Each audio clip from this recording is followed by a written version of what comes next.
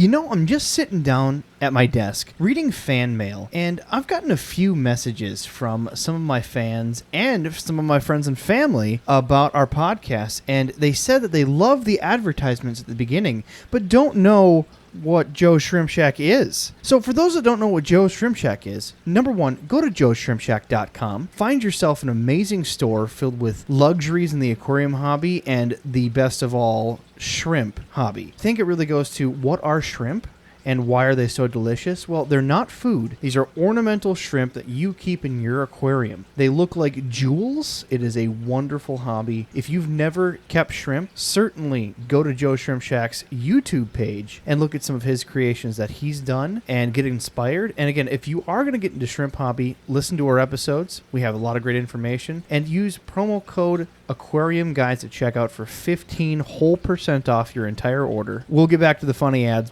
another week, but this week we got to give some information, and thank you to Joe Shrimp Shack for sponsoring the show. Also, guys, today we are releasing this podcast 9/25, and come this Saturday is the Fargo Exotic Pet Expo. Please check out the information. They're going to be holding it. It's going to be in limited capacity, but I'm going to be there. If you guys want to, meet the host of this podcast, certainly hit me up. Maybe I can even drag Jimmy along. We don't know, but I will certainly be there to say hello with plenty of hand sanitizer and masks. So hope to see you there. One last thing, I just want to take a minute. We are interviewing George Farmer this week. So take a minute on your favorite podcast platform, whether it be iTunes, Spotify, Stitcher, Google Podcasts, and look up the George Farmer podcast. We're also going to have a link in the show notes. Be sure to subscribe to that. It's fantastic content. He's recently kicked this off. Get this guy rolling. His podcast is wonderful, just like all of his other content. Definitely worth the follow. Now let's kick that podcast. Welcome to the Aquarium Guys podcast with your hosts, Jim Colby and Rob Zolson.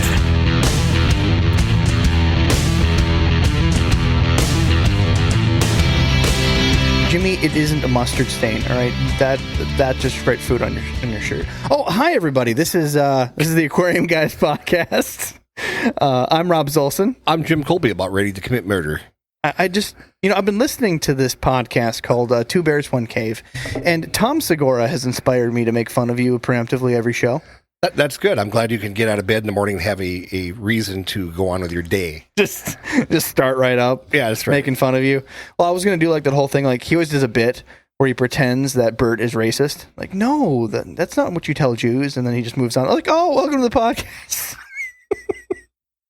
So I love you, Jimmy. That's the point of this. Yeah, thanks a lot, Robs. But what's new this week? What do you got going on? Well, Adam's not with us. Adam is not with us. Adam has got a real job. This is another Friday podcast. And the reason we're doing it on Friday is because we've got a wonderful guest today. So anytime that we try to do scheduling with people, we're blessed to have people overseas join us. We just had Josh Pickett on recently, and that was another Friday podcast. So to try to accommodate time zones, we did this one at 3 p.m. But normally, again, 7 p.m. Monday, you can join us in the Discord. Go to aquariumguyspodcast.com, and you can watch it live. It's the only way you can watch it live because we only publish the audio because YouTube sucks. Don't tell anybody. Wow. Don't tell anybody. Making people mad already. Right. But our special guest, we are so excited to have the famous George Farmer on the podcast. You can find his content at georgefarmerstudios.com. He is a famous aquascaper. And again, you're on YouTube. You do a lot of collaborations with people. You have a new podcast, the George Farmer podcast. And there's even a book coming right around the corner. George, welcome, buddy. Thank you so much. Oh, thanks for having me, guys. Really appreciate it. And I think famous is a bit too nice. I think infamous may be a bit more accurate. No. You're infamous when you talk about dolphin memes on a podcast. You're famous when you make beautiful creations. That's how this works. And write books and know what you're talking about. Right. And so where are you joining us from? You're over in the UK? I'm in England, near Cambridge. So you may have heard of Cambridge, yeah. Cambridge. So it's about an hour north of London.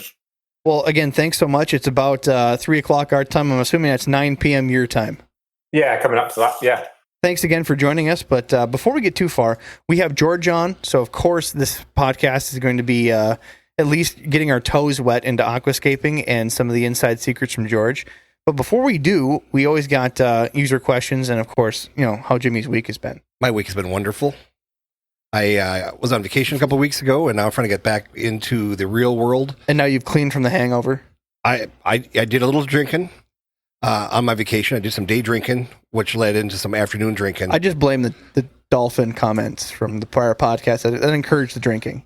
That's why I drink, is just to forget about that podcast. That was a horrible, horrible podcast that you brought up, and nobody wants to hear about that damn dolphin anymore. So, any news this week? No, I got nothing for you. It's just, your pond froze over. We got our first frost. Got our first frost, and cold front came through. And as you know, I'd like to name the cold fronts that come through after my ex-wife. So that was cold front gale that came through and froze my pond. It was a frozen gale. But you know what? My fish are happy. They still popped up and ate the other day, so they're still out there swimming around. And we probably got about another 6 weeks until we got to get them inside. And I've actually been thinking about maybe leaving the fish outdoors for a while and trying some of the well, all you have is goldfish out there, correct? Maybe some baby koi? Yeah, I got some 8-inch koi and butterfly koi out there, and so I'm just going to see what their tolerance is for cold. I mean, the thing is what, 2.5, 3 feet deep? I got it I redid it, and I got it down to about 24 inches now. And I possibly could leave it if I put a heater out there and kept some aeration and stuff, but I don't know if I'm going to do that yet this year or not. Hey, that's what they say. We had pond experts on here, and they were stating 2 feet is all you really need. I know, but I still can't believe when it gets down to 30 below that's not going to be frozen. But just keep it bubbling. Keep it bubbling. Keep it bubbling. Well, my week, I have really kicked off my shrimp rack. So before we built it, and it's kind of been sitting empty, waiting for me to have a paycheck. Well, of course, I never had the paycheck come, so I put it on the credit card. But went down, saw Joe, got some nice shrimp in. Joe Shrimp Shack down in Minneapolis. Yeah, we went down there, picked on him. Left another present in his aquarium. He didn't see it yet. Uh-oh. And I got a bunch of different neocardinias. So I got blue, yellow, orange, red, snowball, black, snowball. So that's all starting up and going really well. Not a complaint, planting it out and going ham. So hopefully that inspires people, get your shrimp rack going. 'Tis the season, winter starting. First question. Hi, I'm from Bedford, England. This is Henry, by the way. And I've had some hydra show up in my tanks. They shouldn't cause much trouble with what fish I have, but couldn't find anything online on how to get rid of them without using dog dewormer or completely bleaching the tank. Thanks for the podcast. I've been binge listening recently, and there hasn't been an episode I haven't enjoyed. Many thanks, Henry. Was that to us or somebody else? That was to us. That was us. Okay. Right. So somebody enjoyed our podcast. Good. Contrary to popular belief. Now, I've only had one interaction with hydra, and it wasn't even my tank. It was a friend of mine. I made a light recommendation, and I can't remember what it was. I think it was just some sort of pest control medication, because I've never dealt with it. I've never had to deal with it either. It's, in my experience, rather rare to get hydra in a tank, but I think we're going to save this one for the next Dr. Fish episode. Oh, we'll throw that at him and see if it sticks. Unless, George, do you have any recommendations on hydra or heard anybody with issues? No, I've never actually dealt with it before. All I know is apparently a symptom of an under-maintained tank. So, well, I would assume that any of those pests that appears, a little extra food, little extra detritus, but I'd assume fish would eat it, like he said. I've never dealt with it, so we'll have to save that one for Dr. Fish. Well, Henry, that is the definition of a great question. If you stumped us or we haven't dealt with it, we're going to get the expert for you. So tune in for a future Dr. Fish episode. It'll be probably episode volume 3. We'll get that in there. Next one, we just got a viewer that said my guppies had babies, and he'd sent pictures. And, I don't want to just ignore this. This is the highlight of a tank, is when they're spawning. Guppies, for some aquarists, think that they're going to spawn anyway, but that's an accomplishment. Celebrate your accomplishments, no matter how big or small. Having guppies is still some of the funnest things I've ever had in a tank. My wife, that's her favorite number one thing, is in my 10 gallon tank recirculating system, is her scooping the sump every day for baby guppies. So enjoy the process, sir. Congratulations on your breeding and rearing. Next one is from Cole. Just started listening to the podcast, got in the hobby past January. My son is along for the ride, which is awesome. We have great luck with the hobby so far, as well as some mistakes and lessons learned. The Bashir deep dive could not have come at a better time. We are debating on a pair of smaller species of Bashir to attempt breeding. Ooh. Could you possibly share the differences between Canada, U.S. in the hobby, prices and species, etc.? Also, when breeding, say a Pistogama, how often should one introduce a new male or female to freshen up genes? As this part boggles my mind, but we have I'm going to have you read that, Jimmy. It's that word. Cockatoides. Cockatoides spawn? Cockatoides is a Pistogama. There we go. I'm not an Apisto man. Pistogama Cockatoides. I've got 2 pairs. Yeah, it's probably one of the most common. So we've had our Cockatoides spawn, Danio spawn, and Nanakera. Anomalies. Anomalies. I'm going to have you read these from now on. Would be nice to get a good idea of limits. I know it's possible. I know of the possible defect, except how many generations were stumped. So just to answer the questions here in a row, could we share the differences between Canada and U.S. in the hobby as far as price and species list? So as far as before COVID, we could have given you some sort of an estimate. In our experience, we have some friends over the Canadian border. It's very much based upon what's legal and what's not. For instance, in America, you can't even get a Asian arowana. Canada, you can. So if it's legal in both countries, it completely depends on your area, if there's breeders and wholesalers. But I see a 5 to 10% increase on a lot of things up north, mainly due to cold shipping. Cold shipping, packing, and they can only ship into there right now with UPS. And so the farther you are from your wholesaler, which normally is from, in our area, of course, Florida in the U.S., I am the farthermost north zip code that they have for U.S. But when you go up to Canada, 200 miles farther north, that's even farther. Right now, I'm paying $80 to $100 per box for shipping from Seagrass Farms just to get them up here into northern Minnesota. I'm assuming if you would do that up into Canada, you're probably looking at $1.25 to $1.50 per box. So, I mean, you're asking us to compare Canada to U.S. when we're basically on the Canadian border ourselves. Yeah, we're 200 miles south of the Canadian border. It's not a huge difference. Now, since COVID, borders are locked. No clue. And I've talked to Julie at length. Julie is my salesperson at Seagrass Farms. There is so much more paperwork to get them into Canada. There are certain things.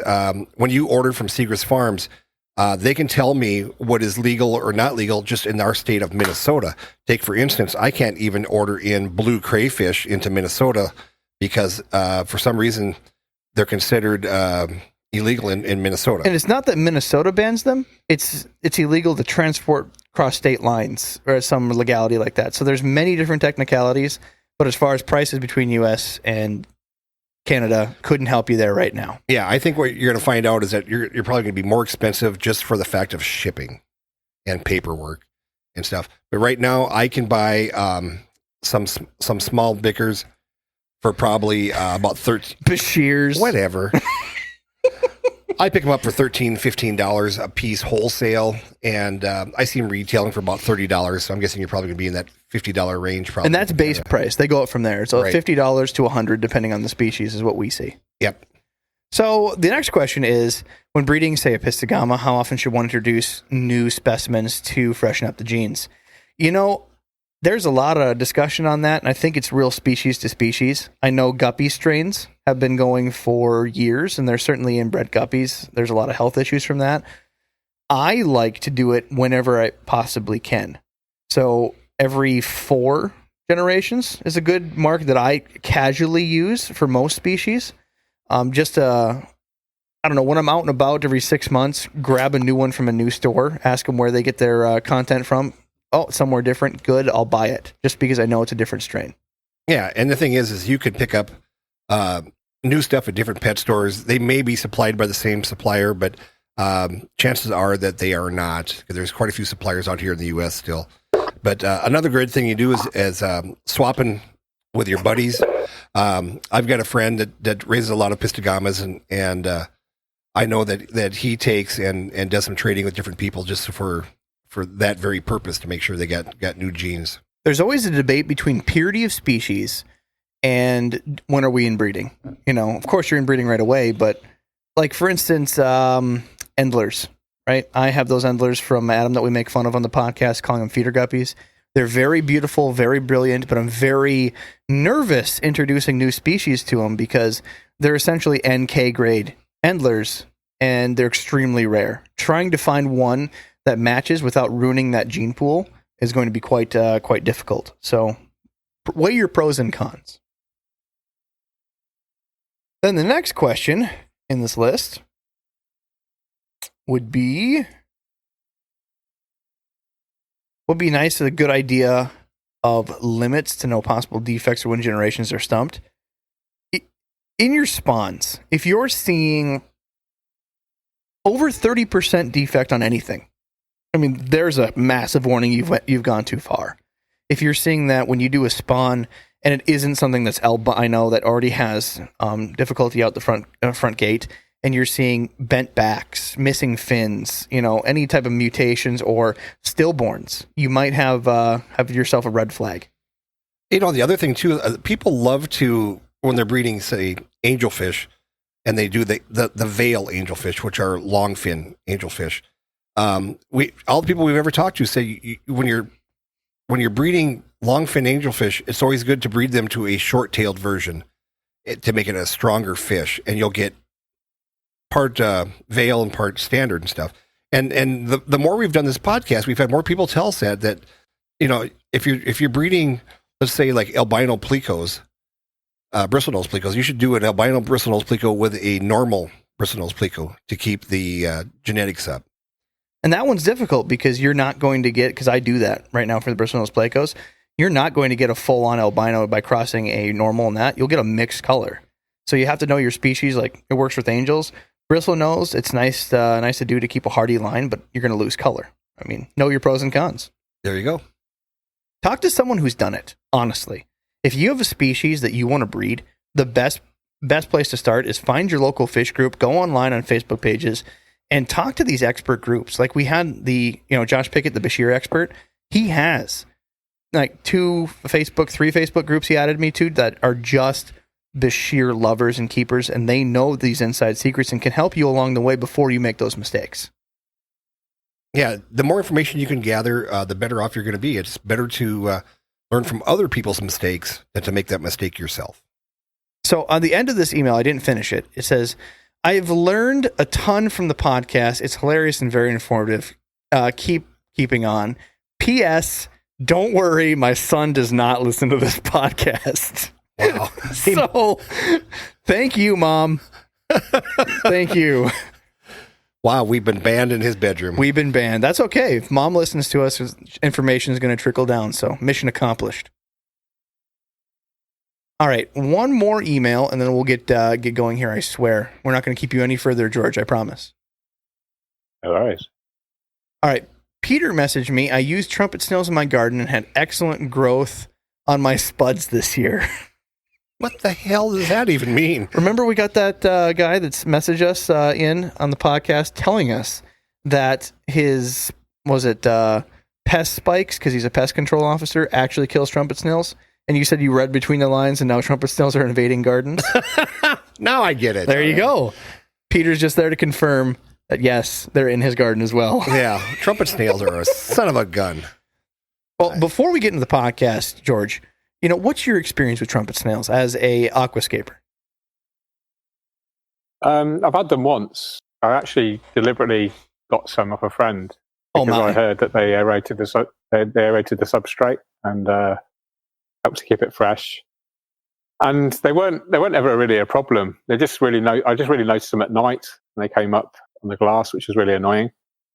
So I only kept them for a couple of years probably until I stripped that tank completely down and started afresh. And I've never kept them since, but they were never really an issue. One way or the other. Didn't affect plant growth, didn't affect anything as far as I could see. So yeah, no strong opinion on them really. we always make fun of them on the podcast. We have so many people with nightmare stories because if you're new to an aquarium and you overfeed, the population explodes. Like, there's no forgiveness if you have trumpet snails. Like, you have to know exactly what you're feeding. Otherwise, you're going to have 1,000 of them. And you probably already do if you have one trumpet snail. If you see 10, you've got 100. Yeah. Yeah, that's a fair point. Yeah. Yeah. And, I never even thought about this for George himself. When you're trying to take photos of your beautiful landscaped aquariums and you've got 50 trumpet snails hanging off the glass, that really doesn't work well for you, does it? No, not at all. But like I said, they only seem to appear at night. I only ever saw them at night. So, yeah, they're never an issue for me. Lucky man. I had a 125-gallon tank full of trumpet snails. And when I would turn on the light, it was like it was raining trumpet snails because they would just let go of the glass and fall down to the bottom. It was just a horrible, horrible nightmare. I hate trumpet snails. That's what you shake trumpet at. Snail nightmare. Shake to at night. Just like, no, trumpet snails. Anyways, let's start with the podcast topic. Again, we're going to dive into aquascaping, which I'm not even a novice. I'm not going to lie. I just do things that I find interesting or what I feel that other people haven't done. I'm a person that, wears shades during the day. I wear flamboyant clothing. I have idiot cars because I want to make a statement. And my tank needs to make a statement as well. So if I look into it and I don't see penis fish, it's a sad day for me. So I need to escape my tank to have fun. But the masterpieces that people are capable of, such as yourself, George, breathtaking. So we can't wait to dive in. But before we do, we start with the easy questions. We ask every person, interview style on the podcast, what got you into the hobby, George? Yeah, it's a good one. I first saw a tropical freshwater aquarium in my primary school. I think I was 4 or 5 years old, and I was completely transfixed. And I remember just staring at it for ages as a really young boy. And then fast forward a few years, and my uncle kept an aquarium. And I was like super transfixed. And it wasn't until early marriage years, I was in my mid-20s, that my ex-wife said to me then, "Oh, we should keep an aquarium." I said, "Absolutely, it's something I've always wanted to do." So I got one, and I thought I fancy a planted tank because I'm quite into nature and I like landscapes and stuff like that. So I thought it would be nice to have a natural looking aquarium. So I went to the store and I bought 10, 15 pots of what I thought were really good aquarium plants, and tried my hand at it, and they all died and they got covered in algae, and I was really pissed off because I spent a lot of money on these plants. I did some research. I discovered like the internet forums, and I quickly discovered that pretty much all of the plants I bought were non-aquatic. They were like, at best semi-aquatic, and that were sort of house plants. I just had to stop you there. What species that were not necessarily aquatic did you have any success with just by experimenting? Yeah, I had, the first ones, the non-aquatics, were like Photonia, which you can get in like terrariums and stuff. It's a really popular sort of house plant. And then Dracaena as well, which is, and the peace lily and all these non-aquatic plants. And then just doing the research, I realised there's actually loads of decent, easy to grow aquarium plants, and sort of had a chat with my other aquarium store, which kept the real stuff, and then read my first sort of book on the topic, which was a Denelay Guides to Keeping a Planted Tank. I don't know if you heard of Denelay. It's a really well-known German brand. We certainly have. We love their shrimp food. Yeah. And they were like one of the sort of planted tank pioneers back in like the 80s. And they came up with this sort of system to keep a successful tank, a planted tank. And I realised that you needed decent lighting, CO2, substrate, fertilizers, all the good stuff. So I did some, bought all the good, bought everything I needed, bought some decent plants, and then I could grow the plants, and I was pretty good at it. And then one Christmas, I got a present from my stepdaughter, and it was the Nature Aquarium World Book 1 by Takashi Amano. And then, so I opened this book, and I was just, honestly, it was like an epiphany. It was just, I saw these nature aquariums, these beautiful aquascapes, and I just thought that's exactly what I want to do with my aquarium. And so I just relentlessly pursued that. I became obsessive. So I'm quite, I have this personality type. If I get into anything, if I'm even slightly interested in it, then I'll just dive super deep into it. And that's what I did with this nature aquarium thing.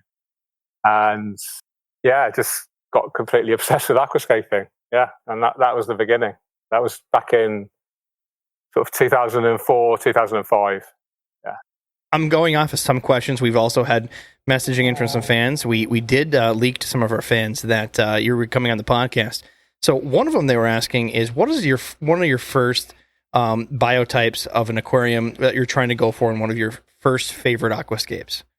Well, I did. Do you mean like my first biotype? Yes. Is that what you're saying? So what were you trying to go for with one of your first? Well, I was kind of commissioned by Practical Fish Keeping magazine. So I started writing for those guys, doing just regular like planted tank articles and stuff. And they said, right, we want you to try and aquascape different biotypes. Let's do a biotype series. So my first actual biotype was a black water tank for Harlequin rasboras. So it was like a Southeast Asian, I think it was Cambodia. Just loads of leaf litter, different types of wood. I just went for this like tea-stained water with the Harlequins. It just looked super natural, and then yeah, that was my first sort of real well-known biotype, I guess. I've done like weird stuff. I've done like planted marine tanks as well. So I've done tried to do like a Banggai cardinal fish biotype with seagrasses and stuff like that. It's like a planted marine tank. And then I did probably one of the most proud biotypes was when I actually went physically diving myself into a local reservoir, saw some stickleback fish, some Elodea, some Elecaris, and I just collected a load of the wood and some stones that were just lying in this reservoir. Collected some sticklebacks from a local garden centre. I didn't wildly collect them, and then created this UK like English biotype, and then entered that into a contest, and I won like first prize with this thing that I actually saw for real and recreated in an aquarium. And that was a really cool experience. That was I think that was like 2008 or so. I'm a big fan of biotypes and combining this natural. Trying to combine the beautiful aesthetics of the aquascaping kind of concepts, combining that with something that you'd actually physically see and you're recreating this habitat, combining that visual element with the natural element. I think that's really where you can take fish keeping to a different level. So how often do you go spelunking in local rivers, streams, or wherever you go and harvest, plants or specimens for some of your aquascapes? Not enough. I'd love to do it more often, but I don't get much opportunity, unfortunately. One of the coolest things I did was going exploring with Chris Lukaup, the shrimp guy. I don't know if you guys have heard of him. We certainly have. We went to Rainbow Springs in Florida, and we went sort of diving in the local rivers down there. And the thing with aquariums is just it helps to connect you with nature, right? That's where I get my kind of thrill from them.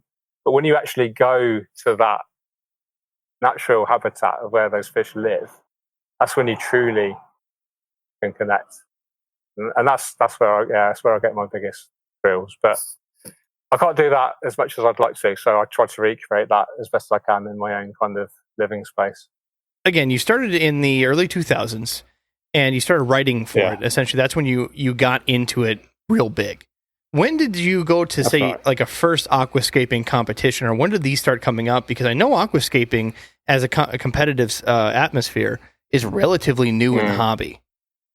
Yeah, it really started online, and it still is predominantly online. So you've got the biggest contest is the International Aquatic Plant Layout Contest, which is hosted by Aqua Design Amano, the kind of high-end luxury Japanese brand, founded by Takashi Amano.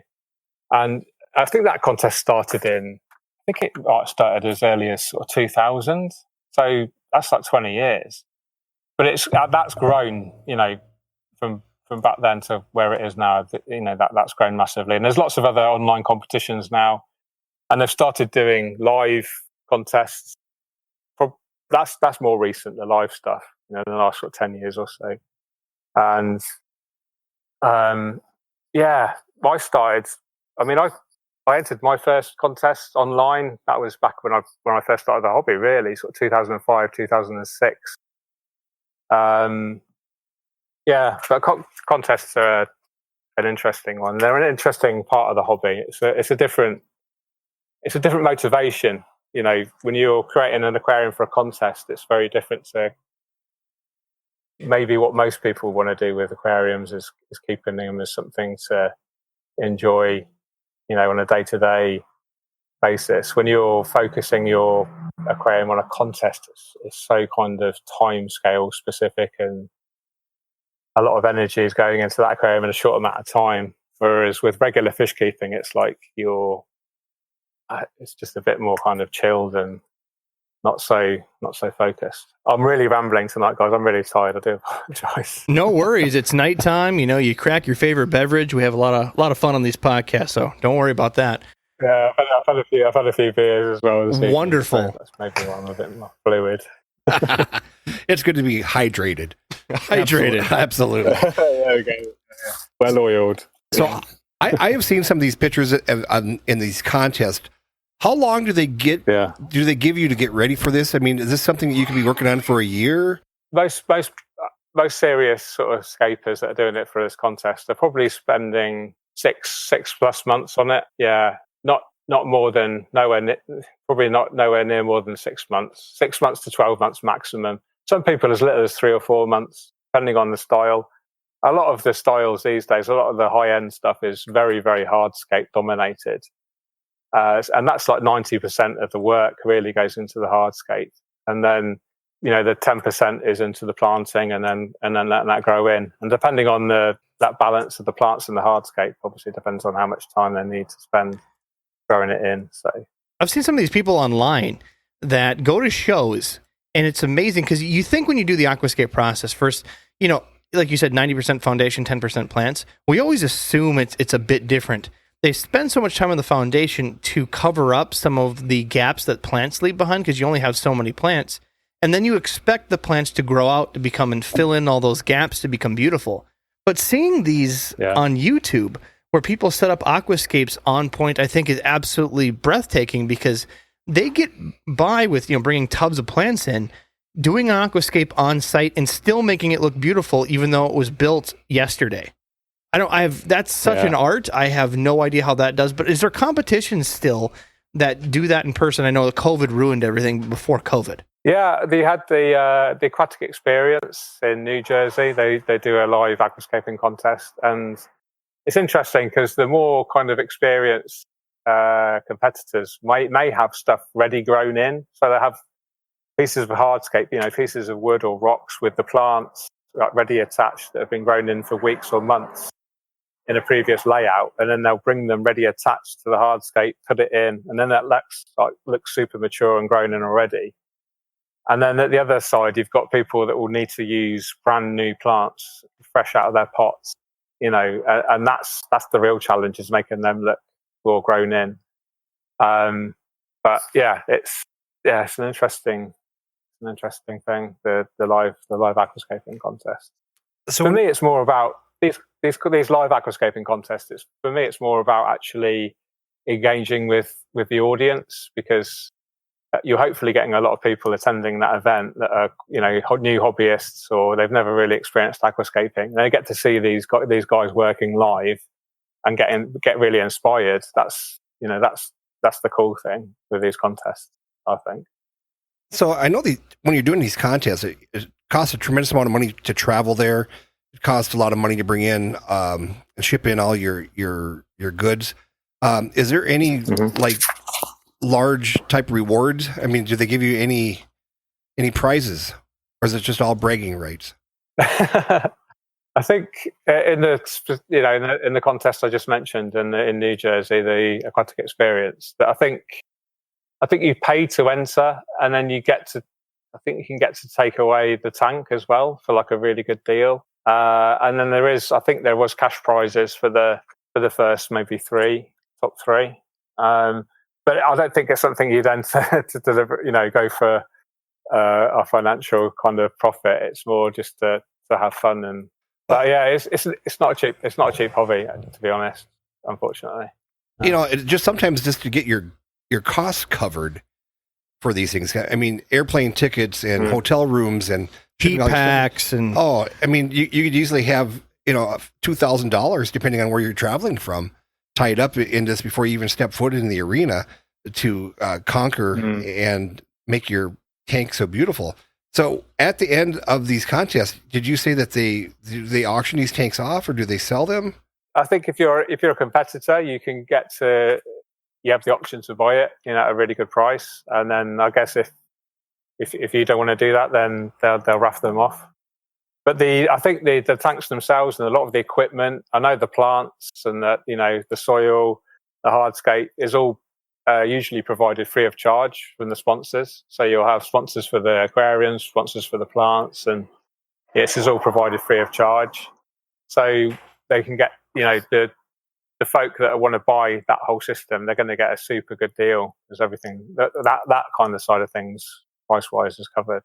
And all you have to do is get it home to your house, which sounds like a lot of work. Yeah, that's the challenge. Yeah. So before we get into too deep, we cover beginner aquarists, we cover advanced aquarists, and I wanted to dabble in both areas. So there's, in my mind, a handful of aquarium styles, and I'll just list some here. There's the traditional Dutch, nature aquarium, Iguami, jungle. There's mixed bio. I'm definitely butchering the names. Mixed biotypes that we talked about initially. Taiwanese, Wallstad, and then, of course, saltwater aquariums. Is there anything that I'm missing in that list? Something new that we all don't know about? You've got kind of diorama style is very, very prominent style at the moment. Yeah, diorama. So that's the style of copying landscape and kind of shrinking it down, just miniaturizing a landscape fully, rather than it being like an underwater looking environment. You're deliberately copying like a terrestrial environment. It's like a mountainscape or a forest with like mini bonsai trees or something like that. That's the real popular style now, the diorama style. Yeah, I've seen some beautiful mountainscape looking, and actually looks like they have a freshwater river running through it. It's literally trying to recreate, just from my understanding here, trying to recreate like a Bob Ross painting. Yes, there you go. Yeah, exactly. Yeah. Happy little clouds. Yeah. Happy little aquarium. I'm more of a traditionalist, I guess, when it comes to aquascaping. I'm not a big fan of seeing this landscape stuff underwater. It looks a bit weird. I just feel like you're a sneeze away from making a Christmas village tank. You know what I mean? You know those Christmas villages that your grandma does? She collects those figurines. There's a train, maybe an ice skating rink. Yeah. I just feel like that's about to happen in the aquarium. Kind of a Norman Rockwell painting type of tank. Right. And then somehow there's fish floating by. Yeah, it's weird, isn't it? Those fish look like insects or something, or birds. Yeah. Well, just for the listeners, what I'd like to do is I'd like to shout out some of the ones that we listed. So we just listed that one, and go down the others just so they have a highlight of what each one is. So could you explain to us Dutch? Dutch is very formal kind of groups of plants, normally stem plants, that is like a very rigid, formal structure of how they're placed in the aquascape. It's like formal gardening, flower beds, and you're using the textures and the colours in very distinct groups to kind of create almost like a patchwork kind of effect. Yeah, that's Dutch style. Just like you decided to make a vegetable garden in your backyard, and you have a little bit of pepper over here, corn's in the back to make the height, and it's all little patches of. It's very formalised and strict. Yeah, it's quite.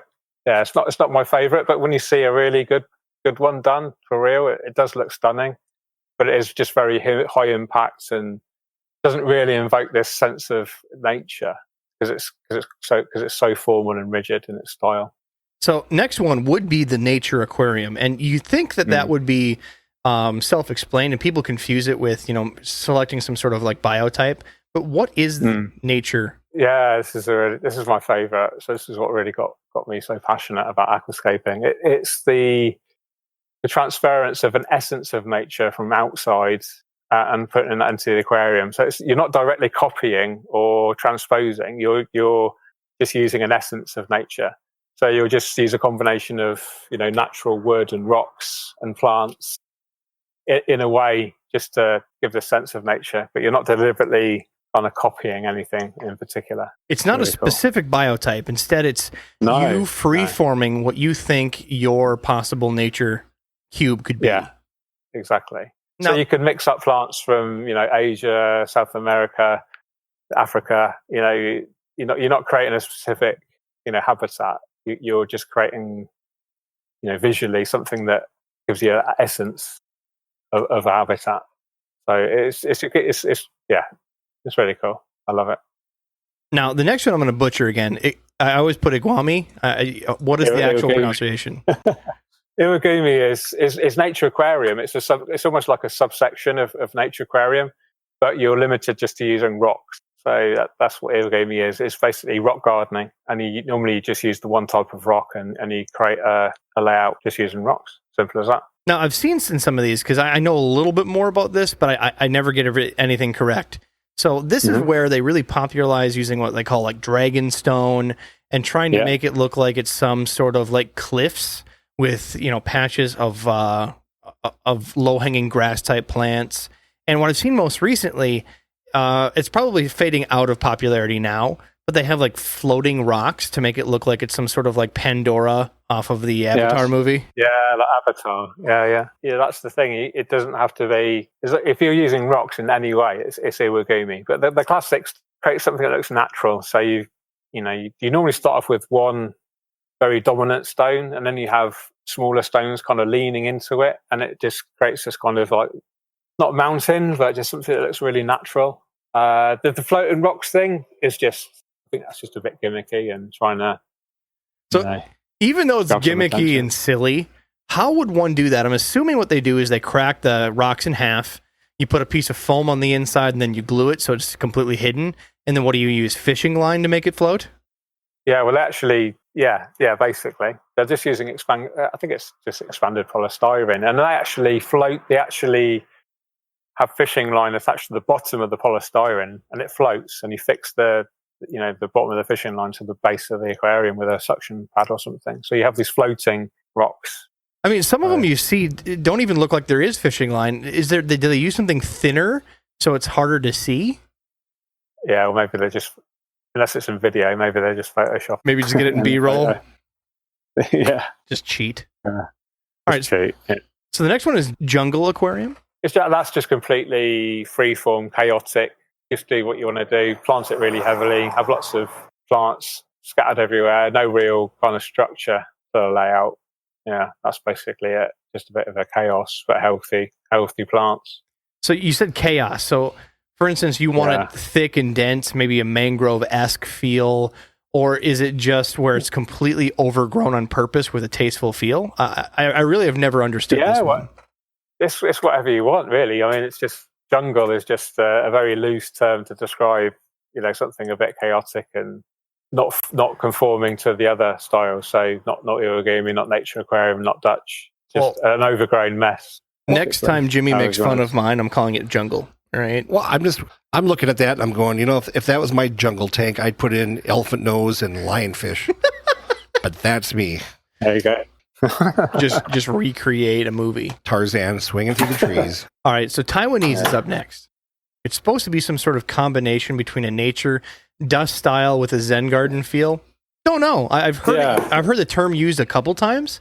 I didn't think it was that particularly popular. No, I don't know why it's got its own kind of grouping. I don't know why it's definitely nowhere near as big as nature aquarium or Dutch. It doesn't. I don't think Taiwanese. Maybe it's just some way that someone was trying to describe. Like you hear people that are into music and they just come up with a certain genre to try to identify and make themselves unique when it's not actually a genre.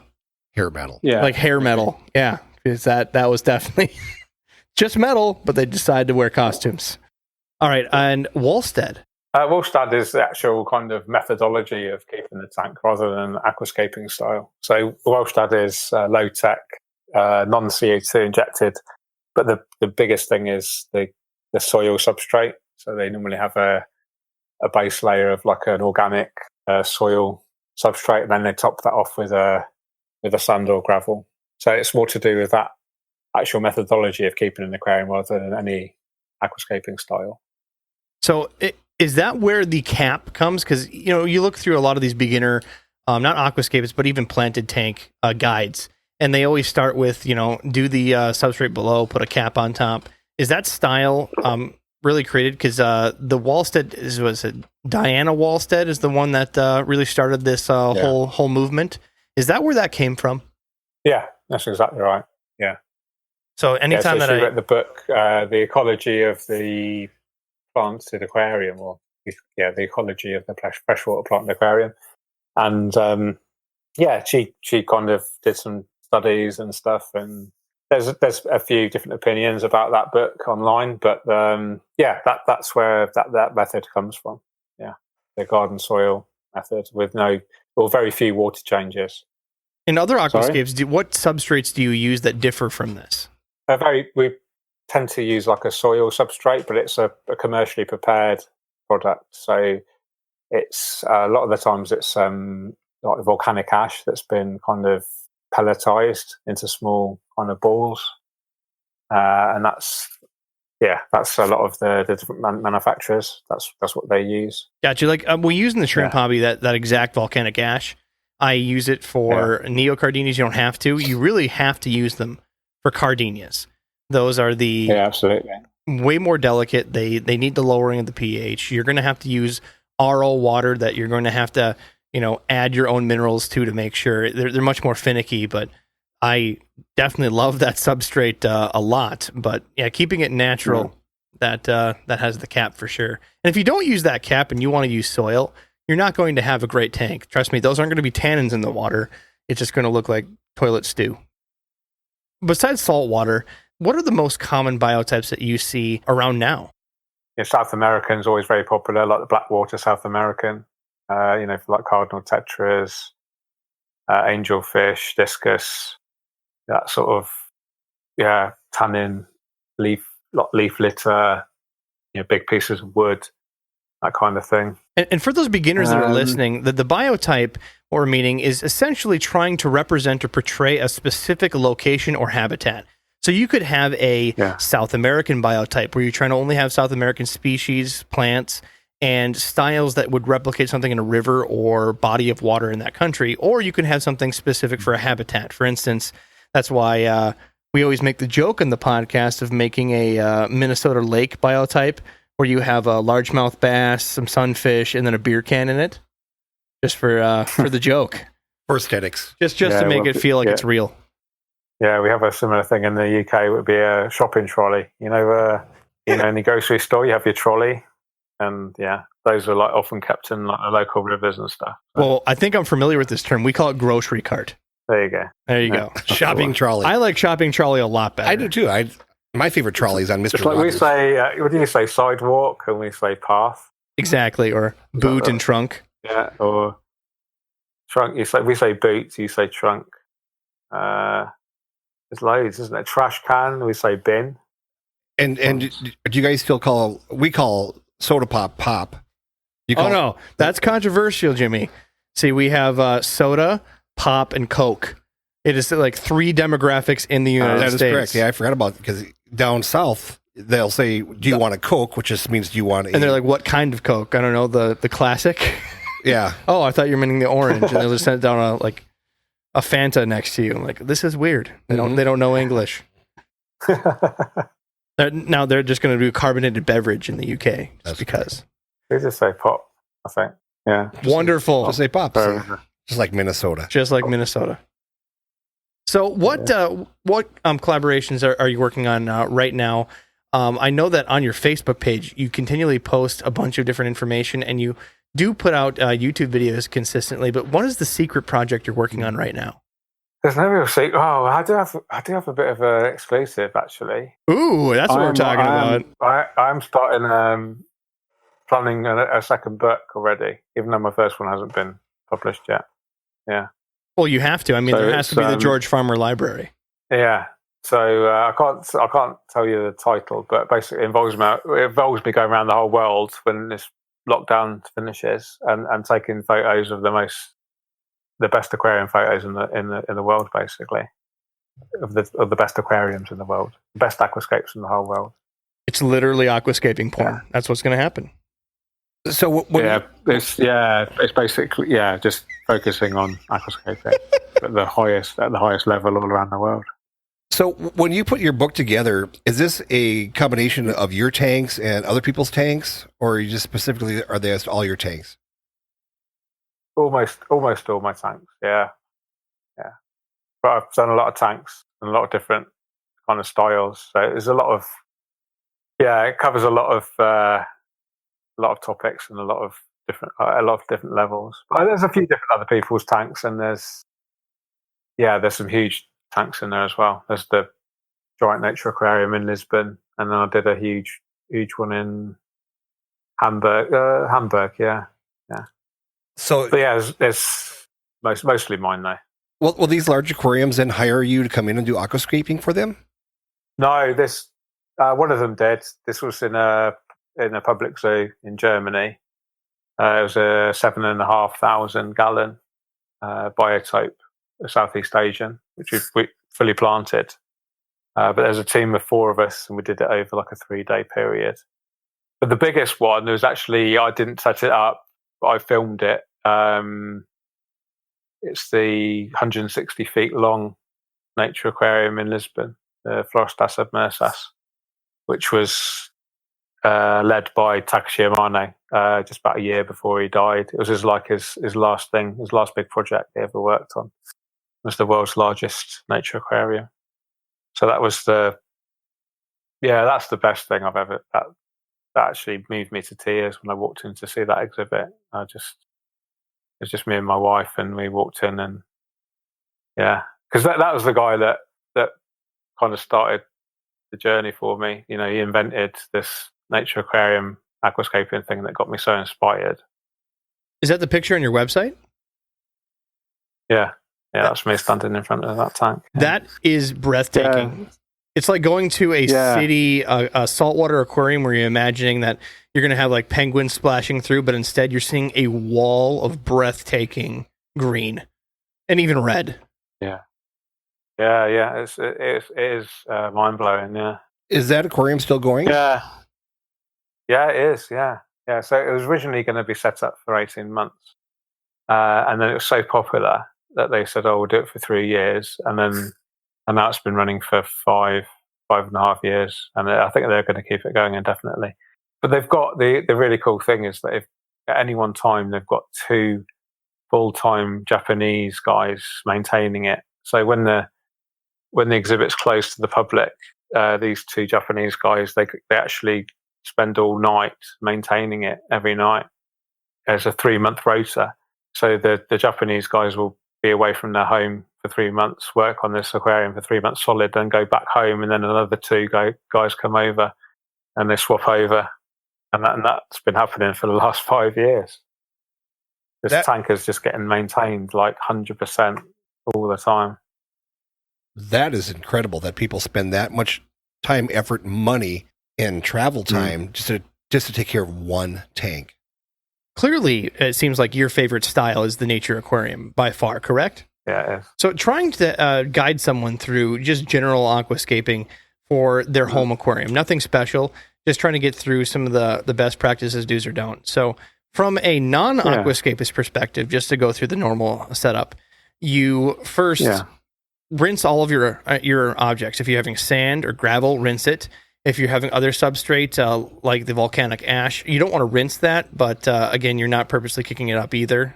So lay your substrate, slow fill, place your decor, get your cycle running. That's step 1. So I'm assuming that there leaves you as a blank canvas. But as far as the substrate, we're always taught, at least for beginner aquascaping, not even aquascaping, just as a presentation, is push like a 45-degree angle, put your substrate to the back and push to the front, because that always encourages the fish to move forward where it's the lowest. And it also makes for a better setup that you have even the same height plants at least show up in the back, almost like a stairwell. Go from there. How would you begin to set up your aquascape? How do you prep plants? How do you begin to make a selection? Yeah, so I think you started off really well there with the basic setup. So your substrate, your hardscape, which is a decor, and then your plants. I normally like to split the aquascape into kind of five main parts. So foreground, so that's your foreground plants.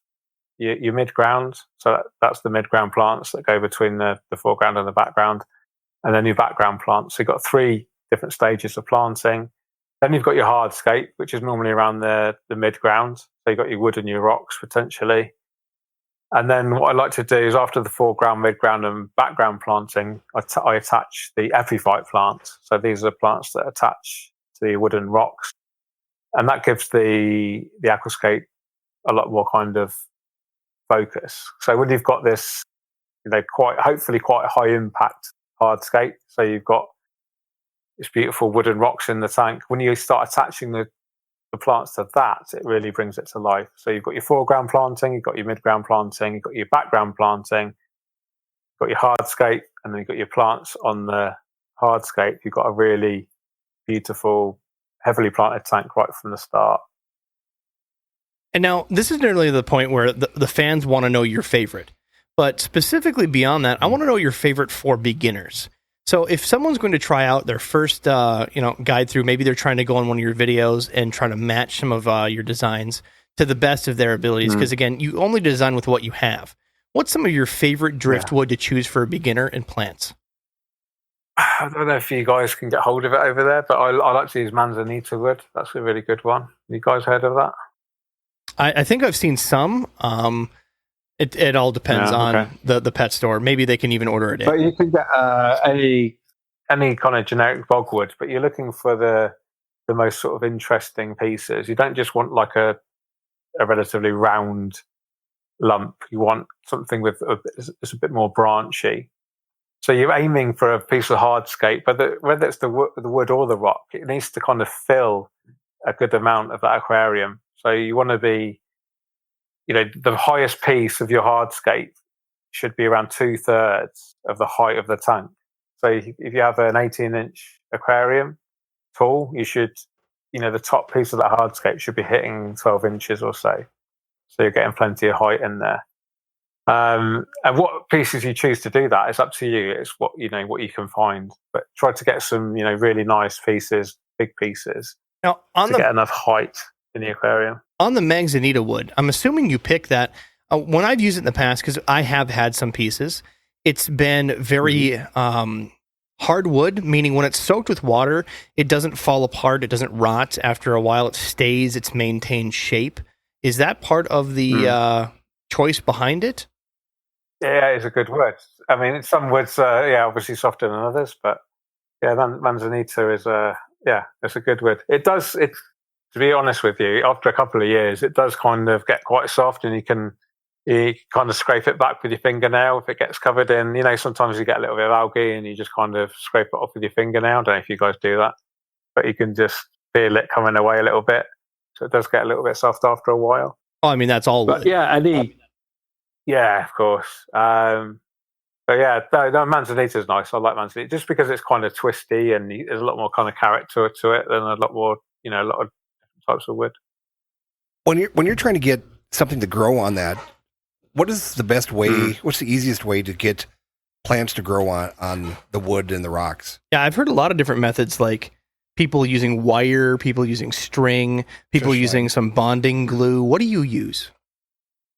I use glue normally, but my favorite technique is to just literally wedge it in between a gap. So a lot of the times when I aquascape, I have a lot of different pieces of wood and rocks, and there's a lot of interconnections, there's a lot of crossovers, there's a lot of natural gaps in between that wood or the rock, and I literally just wedge the plants in, and then over the coming weeks the plant sends out its roots, and the rhizome grows and it self-attaches really securely.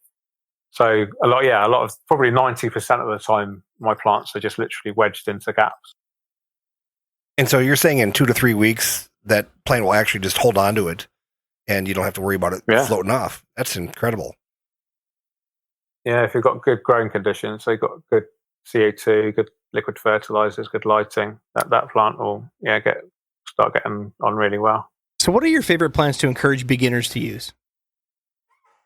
I really like Anubias. That's a really nice, easy one, especially if you don't have strong lighting. Java fern is quite easy. It's not as easy as some people make out. To get a Java fern to look really good, you need to look after it quite well. Cryptocorini, crypts are really easy. They tolerate low lighting. Don't need CO2 injection. Background plants, they got really easy stem plants like Vallis. You guys must have heard of Vallis over there. Jungle Val. Oh yeah. If you've got a big tank, or just Vallis nereus spiralis for kind of medium dwarf size sage aquarium. Yeah, you got Sagittaria as well. That's nice and easy and fast growing. For foreground, if you want a easy carpeting species, then you could go for Liliopsis brasiliensis. Quite easy and it's nice and slow as well. What's one of the parva?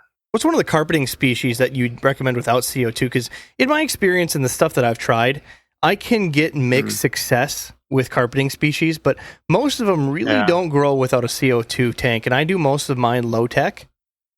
You could try, Cryptocorini parva, but it's so slow. You're looking at a couple of years, really, without CO2. Liliopsis brasiliensis is, again, quite slow, but very tolerant of low lighting and no CO2. Do you guys have Eliocharis parvula, like dwarf hairgrass? That can do okay as well sometimes, so that's CO2. We do. I'm very mixed in that as well. I have to blast it with light, and then I still get mixed results. What about AstroTurf? Okay. AstroTurf. Just put some AstroTurf in there and call it good. There you go. And a golf ball. Zero maintenance. So what are the most common mistakes that you see aquascapers do? I think one of my biggest problems when I started was trying to hit like a specific nutrient level, or just really getting obsessed with like testing my water and trying to, hit the perfect kind of parameters. And I realized actually it's just more important to focus on the basics, just ignore all the numbers, just look at the plants and try to grow them as best you can. And then once I started doing that, and I didn't worry about testing and just focused on good plant growth, and everything else was relatively easy. My fish were healthier, the whole aquarium system was healthier. I wasn't stressed about testing the water. So my method was like just feeding the plants every day with a decent quality liquid fertilizer, and feeding quite a lot, and then doing that every day, but then changing a lot of the water every week to reset everything, and then just repeating that. So I never needed to test the water, but I knew the plants were getting plenty of food, and I could just see in the plant health and the fish health that everything's fine. What are some others, like as far as like design elements or something that they could have prevented if they did it correct at the beginning? A lot of beginners will really worry about spending any decent money on hardscape, so they'll just buy small pieces or only a few pieces. Even if they have a relatively large aquarium, put this hardscape in, and it won't have any real impact, and it won't give them a strong design. And then they need to rely on the plants to fill up the aquarium. And then normally when you buy a plant, it's not very big, and it will take them a long time to really get that nice visual impact that you can get from an aquascape. So my advice would be for beginners to invest in a really good quality and good size and amount of decent hardscape materials. Yeah, I know. My wife and I do a lot of gardening and stuff, and we just recently were on vacation, and we came across a place that had a rock quarry, but they sold all types of rock from all over the world. And we sat there and deliberated for an hour if we were going to buy this one green rock that was probably, if you took the size, a huge beach ball and cut it in half, was about that size, and it was $200. Wow. $200 for this one rock. And we said, and if we could have lifted it up and got it in the back of our SUV, we would have taken it home. But it was so large and so heavy, they needed a forklift. But she says, I want one centerpiece item in my garden, which is next to our pond. And and so to get that one centerpiece item, you might have to spend some money, but it's something that you'll have forever, and you can redo it. And I think it just adds to the beauty of the entire operation of the garden, of the aquarium, of your backyard, or whatever you're doing. So absolutely. You've raised a really good point. Now it's timeless. When you buy a piece of rock, or even most wood will last years and years. Just keep it forever, and just keep investing in the best pieces you can, and hopefully you've got somewhere where you can store them. I'm very fortunate to have a big garden. I can just hide them down the side. But yeah, every time I go into a new store, I'll always seek out the best hardscape, and I normally buy at least one piece wherever I go. So I'm constantly building my hardscape collection, because that is the initial part of the aquascape, and it's the most, arguably the most important part. It's the framework where your aquascape comes from, is building that hardscape to start with. Now, you said you blamed your stepdaughter for giving you that book and getting you started in this hobby. Is anybody else in your family interested in doing any of this, or they think you're nuts? No one's actually interested from a hobby perspective, but I think they all appreciate that I love what I do, and I'm in a fortunate position to be able to support my family from an income perspective doing it. So I'm sure they're grateful for that, and I think they really do genuinely appreciate having beautiful aquariums in the home as well. My eldest stepson now, I pay him to maintain them as well, so I don't even have to do any water changes anymore. So that's awesome. Even better. And I think everyone benefits from it. I think. Well, I think they get a little bit frustrated sometimes when I've got hoses everywhere doing water changes and camera equipment, filming, and telling everyone to shut up or turn their internet off while I'm streaming something. But yeah, I think on the whole, I think they will appreciate it. But they never sit down and like I do and just sit there and then looking at the aquarium and enjoying it. They never consume it like I do from a hobbyist perspective. I think they just see it as part of my work, which is interesting. Well, I still got to give a shout out to your wife. You guys started this podcast adventure not so long back. I mean, it looks like beginning of August? Yeah, it was. Yeah, so 8 weeks or so. Yeah. It's if you guys haven't listened to it, I suggest certainly going. You can go on any platform just like us, Spotify, iTunes, and find the George Farmer podcast. You guys look to be up to episode 8. Again, us of the aquarium guys, we do once a week. It looks like you guys are keeping to a tight schedule as well, but you guys seeming to start out with the idea of seasons, and I love this. So what you said is, I was listening to some of these podcasts. Episode 1 is getting the foundations of how to maintain your planted aquarium, and you guys do everything from talking about how to do CO2 injection, the lighting, low tech versus high tech.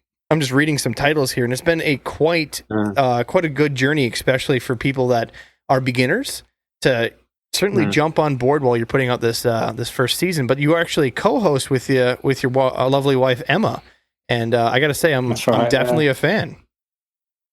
Oh, thanks. Yeah, it's for people to learn something. It's good to make it come across in a bit of a story and a bit of a Q&A. So rather than me just transmitting the knowledge, it's good to bounce off, especially someone like Emma, who's she's a beginner point where she obviously learns some stuff by osmosis because I make her watch my videos. Heck yeah. Yeah, it's nice to have a partner that at least helps you. I think she does it out of just because she wants to support me. I don't think she's genuinely interested in the content.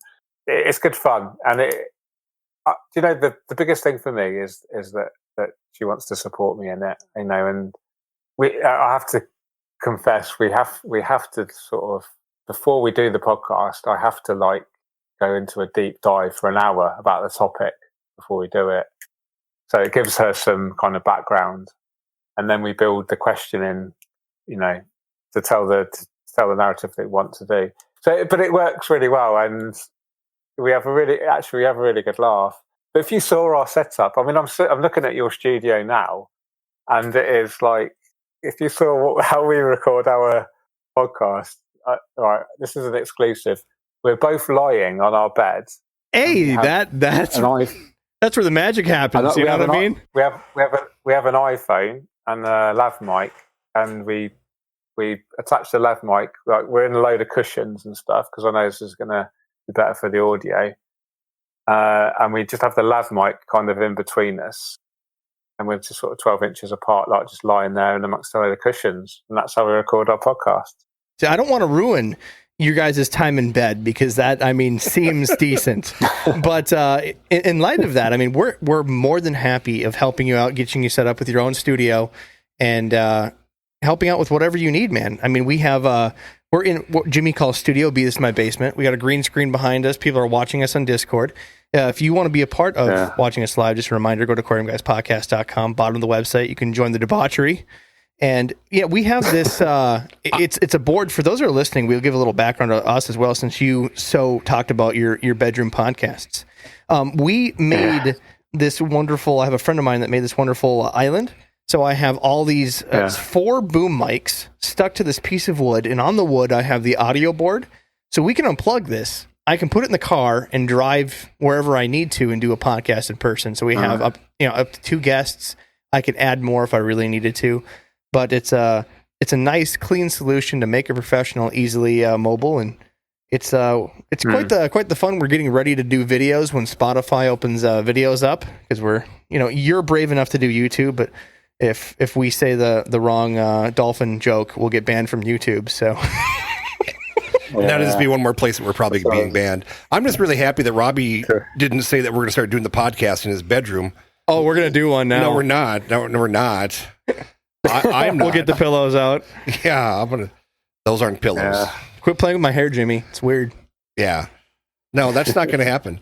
So I'm just, it's amazing. I mean, you talk about how your wife supports you, even though she probably doesn't think it's the greatest thing in the world.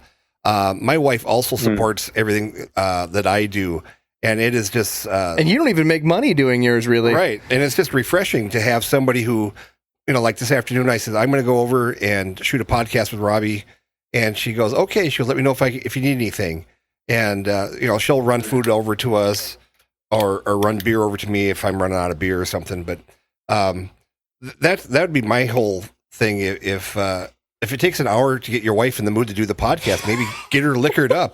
Buy her a couple of drinks before you start the podcast. Yeah. Well, that's cool. Keep the podcast up. We certainly appreciate it. Again, we can only go through introductory on highlights of aquascaping. If you want to learn more about aquascaping from the best, certainly the George Farmer podcast, fantastic resource. George Farmer on YouTube. There's plenty of different video libraries of product spotlights, tank setups, live sessions on how he aquascapes. And again, the book that's coming out from GeorgeFarmerStudios.com, go there. The book is pre-order available on Amazon. It's Aquascaping, a step-by-step guide to planting, styling, and maintaining beautiful aquariums, written by George Farmer. So certainly get that pre-order up. And don't be afraid. Make mistakes. Try to get some aquariums out there. And if you got questions, email us. Email George. His contact info is on the website. Trust me, he's a real gentleman, here to help you and inspire you to make something beautiful. So how many tanks do you have in your home, George, that you maintain right now? I have 4 right now. Yeah. So not too many. I have a 50-gallon Malawi cichlid tank. He said gallon for us, by the way. I appreciate that. Yeah. And then I have a 30-gallon high-tech planted tank. And then I have a 20-gallon kind of medium-tech planted tank. And then I have a very small 2-gallon it's like a no-filter desktop tank, just with plants and shrimp in there. Yeah. I'm sorry. Is there any type of fish that you would suggest not keeping in a aquascape tank? I mean, fish that will just literally tear the place up? Yeah, there's a few candidates of purely sort of herbivorous fish. So silver dollars, a lot of kind of cichlids, can tear up plants. I tend to stick with small shoaling species, so like tetras and rasboras, danios maybe. I tend to find bigger shoals of small fish of the same species look really natural in planted tanks. So I tend to avoid big boisterous fish, although I am keeping, I'm planning my next tank, which is a discus, 100 gallon discus aquascape. So I'm excited about that one. Are you going to start out with small discus, or are you going to do the big ones? Big ones, 14 centimeters. So what's that? 5.5 inches. That's a hefty boy. Yeah. Well, that'd be fantastic. Yeah. Well, George, we got to go through some questions from the audience before we let you go. Okay. So one of the questions that we have here is, what is the rarest plant species that you've successfully kept? That's a really good question. I don't really I'm not a massive plant geek in terms of trying to keep rare stuff. I just use them as a canvas, for the paint, it's a paint for the canvas. Sorry. I tell you what, I have some Anubias mini coin at the moment, which is quite rare.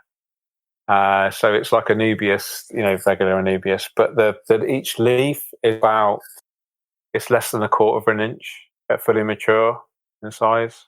Yeah. Wow. Really, really small. So look at your little fingernail, and it's about half the size of that. That would be adorable if that's really the full growth of it, for sure. Yeah, but it's so slow growing. I have a portion about the size of a quarter. God, I'm really into my American sort of culture, aren't I? Yeah, a quarter size is in the coin. We appreciate all of it. I know you did some effort and homework for us. Yeah, don't use Celsius, because that really throws us too. Don't worry, I have the conversion chart up whenever we have a UK guest. No, it's really funny because over the years, I speak 2 languages in terms of metric and imperial, because I just deal with it all the time. Yeah, it's really funny. I could tell if you throw any gallons at me, I'll tell you the liters straight away, just instantly. It's like another language. It's a wonderful skill as an aquascapist. That would be good on Jeopardy. Anubias mini coin is a rare one that I've kept really nicely. Yeah. Next question would be, have you done any non-typical biotypes, such as, I think they're referring to comedic biotypes, like we mentioned, like doing the bottom of the lake with the beer can. What is their non-traditional biotypes you've attempted? People are making fun of me. Biotopes. Yeah, the word is biotype. Yeah, I didn't want to correct you. It's been embarrassing. No, please. Lay the smackdown. Right, I did I think not the weirdest, but the most, it sounds really cheesy, but it was a goldfish tank with plastic plants, but I did it so it looked really, really natural, like a really nice aquascape. So a load of boulders, a load of spiky plastic plants, and it looked really nice, actually. Yeah. So that's probably the most interesting non-traditional aquascape I've done. We got to get pictures. Where can we find pictures of that, buddy? Yeah, you can find it. I think if you probably just Google George Farmer Goldfish Aquascape, probably find it. So next question is, have you done any of these new age river style tanks? So I think what they mean by this is we're seeing a trend in the hobby of more and more people making these elongated tanks with absolutely extreme amount of water flow. So they're trying to mirror a flowing river where it actually pumps that much water through the tank. I've filmed these before. I've never actually set one up myself, but there's a shop in Germany called Panterei, and they're one of the parts of their business is making these very, very high flow pumps. They have these specific biotype setups with stupidly high flow rates, but they mimic the amount of flow rates these fish are experiencing in nature. So it's really cool. You said you haven't done anything with these, you're just filming them? No, I've only just witnessed them. Yeah. So do you see that as a future trend for the most extremist hobby? Because you got to expect these particular type of tanks cost an absurd amount of money, not only just for the hardware, but the electricity they use. Yeah, exactly. Yeah, but it is, if people want to take their hobby to that next level, then yeah, you can go in any direction, can't you? You can, big flow is one direction, I guess. And I guess there's one more bonus question. What is the next trend that you're most excited for? I really enjoy seeing the more out of water stuff that's going on. So a lot of the paludarium style. So the bottom, the bottom part of the aquarium is submersed, and then you have sort of 3/4 the rest of it is growing out of with natural planting, and just this above and below water thing that's going on. I think this could be a big part, a big thing to look out for in the future, and it's something that excites me. I think it looks more natural. It kind of invokes this closer connection with nature when you see the out of water stuff going on with the underwater, that crossing over thing. I think there's something special about that. We just recently were on vacation and we saw something like that, a very, very large tank, and it was kind of like the river system, like Rob was talking about, where you could see like the natural river fishes and stuff. But it was more of a exotic fish. And then above there, the plants were out of the water. They had poison dart frogs. They had small chameleons, some anoles and stuff. And then on top of that, they actually had a few small birds. But it was all one big tank. It was all enclosed together. And I sat there for 20 minutes, and just every time you look, you see something else moving that you didn't. I mean, they even had some ribbon snakes in there, which were incredibly beautiful, bright green ribbon snakes. So there's so many cool things out there that people just keep coming up with, and it just enjoys the heck out of it when I see that. It's anything that connects people with nature, I think, is a good thing. And aquariums are a huge part of that. But the more I kind of get into aquariums, the more I realise aquariums are just a kind of a byproduct of my own personal kind of passion to do with connecting people with nature, and anything that can achieve that, whether it's breeding fish or shrimp or growing plants or making the aquarium look beautiful with aquascaping or keeping goldfish, whatever genre, whatever specific niche of the hobby that you're into, it's all about a slightly closer connection with nature. I think that's really important. Absolutely. Well, George, is there anything that you feel we missed in this this topic? Again, we're only highlighting stuff. Aquascaping is a very deep and dense subject, and I feel that we really cater to beginners on this, mainly due to request. There's so many people that we see just getting into it or feel that aquascaping is one of the most intimidating parts of the hobby. We feel that aquascaping doesn't have to be perfect. As long as you have a vision, strive for that. But what are anything we're missing? I just want people to give aquarium plants a real go. It's almost put aquascaping to one side, just purely from a fish keeping point of view. If you can learn to grow aquarium plants, those aquarium plants have so many benefits for the aquarium system. So they produce oxygen, they remove harmful nutrients from the water like nitrogen compounds, they help to reduce algae, they create a secure and safe and beautiful environment for the fish. And then almost secondary to that, they look beautiful to you as well. So if you can just consider putting some effort and time into growing, a good amount of aquarium plants, then if you could do that, and then the next thing might be aquascaping, so get the plants looking good and healthy, so it keeps the aquarium healthy for the fish, and then you enjoy keeping these plants, and then think about making them look beautiful. Put the emphasis on the actual system in terms of making it healthy by the use of aquarium plants, and then as a byproduct of that, think about making the aquarium look beautiful for you. I don't know if that makes sense to you guys.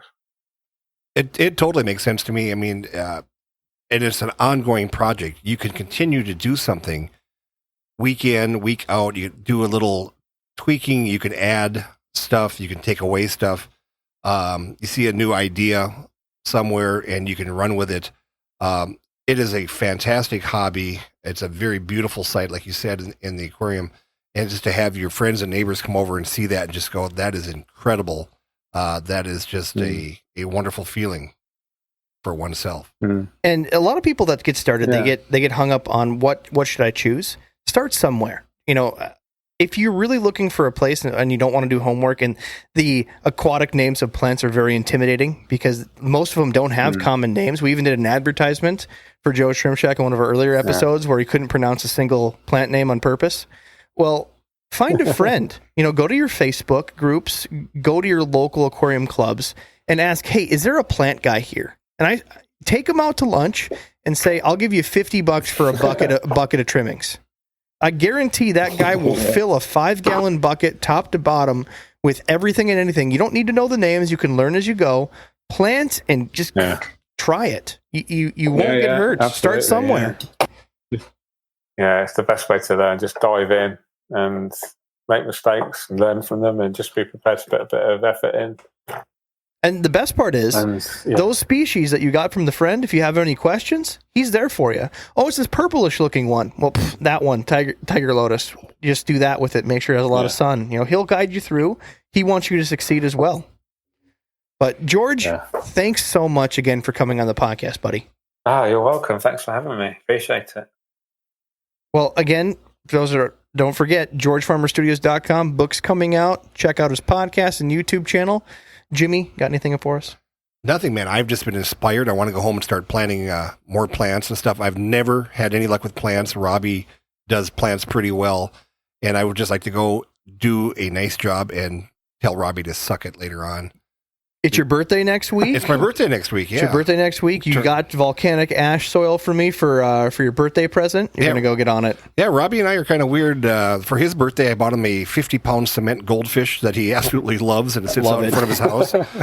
And I had one, and I purchased. I did not want him to steal it because he threatened me many times that he was going to steal it. You're damn right. And so we went and found another one, and so yeah, we're kind of weird. We buy each other aquarium gifts, but I guess we're the aquarium guys. Well, there you go. For those that are listening to the podcast, if you want to support the podcast, go to aquariumguyspodcast.com, buy the website. You can share the content or donate a little money to help us keep the lights on. But for those that are listening, I want to thank you. It is now September 11th. Wait, I just realized it's September 11th. The September 8th is when we started the podcast a year ago. So we have now surpassed a year. It has been an honor and pleasure talking with you all every week, and can't wait to do it more. All right, looking forward to it. And like Rob said, it's September 11th today. We're doing this podcast, and it's the year 2020. What could go wrong? What could go wrong? Yeah, exactly. Well, thanks again, everybody. We'll catch you next week.